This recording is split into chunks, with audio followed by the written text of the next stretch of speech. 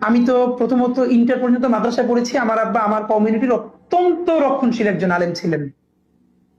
কিন্তু এর সাথে বলে রাখি, আমার আমার পুরো পরিবার পর্দা করে, এবং আমি আমার বাসা থেকে আহ কালী মন্দির 1 মিনিটের দূরত্ব।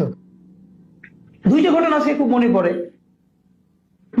এটা মা বলেছে এবং পরবর্তীতে শুনেছি, যখন বাবরি মসজিদ হামলা হয়েছে ভারতে, তার রিয়াকশনে বাংলাদেশের কিছু মন্দিরে হামলার চেষ্টা হয়েছে, বিক্ষুব্ধ মানুষ।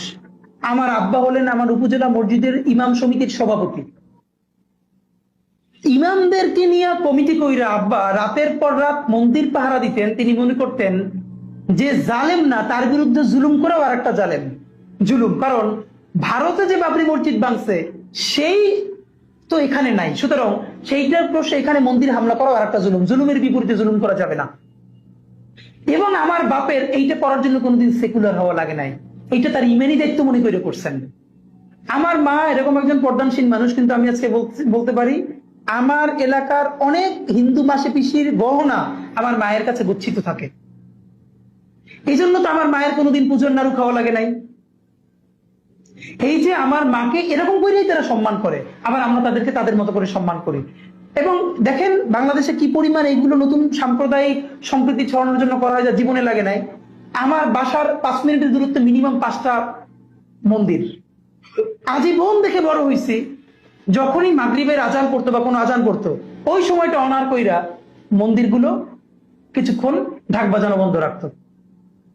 আবার আমার আব্বা পুরো পুজোর 3 দিন 5 দিন সারাক্ষণ খোঁজ রাখতেন যেখানে কোনো ধরনের অঘটন ঘটানোর প্রচেষ্টা করতেছেন কিনা। কারণ মুসলিম মেজরিটির ইমানি দায়িত্ব হইল তার মাইনরিটিকে রক্ষা করা।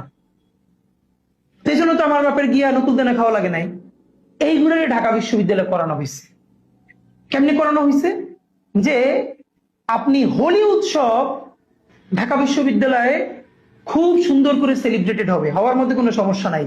কিন্তু হিজাব পরা মেয়েটারে ধৈর্য আপনি রং মাখাই দিতেছেন, এই প্রতিবাদও কেউ করতে পারতেছে না। ঠিক উল্টা যদি আজকে কেউ মিলাদুন নবীর জিলেপি ধৈর্য কেউ কেউ খাওয়াই দেয়, তখন দেশে অবস্থাটা কি হবে? এইটার বিরুদ্ধে আমাদেরকে কথা বলতে হবে। এখন এভাবে বললে হবে না। আমি বরং যেটা উচিত, অন্তত গত 20 বছরে যেসব শিক্ষকরা গল্পে, লেখনির মাধ্যমে, ক্লাসরুমে, লেকচারে এই ফোবিয়াকে প্রাতিষ্ঠানিকীকরণ করছে, তাদেরকে একাডেমিকলি ডকুমেন্টেশনের মধ্যে দিয়ে এক্সপোজ করা দরকার। পুরো কোর্সের মধ্যে মেডিয়েভেল পিরিয়ডের যেখানে ভালো কথা আছে সে পড়াবে না।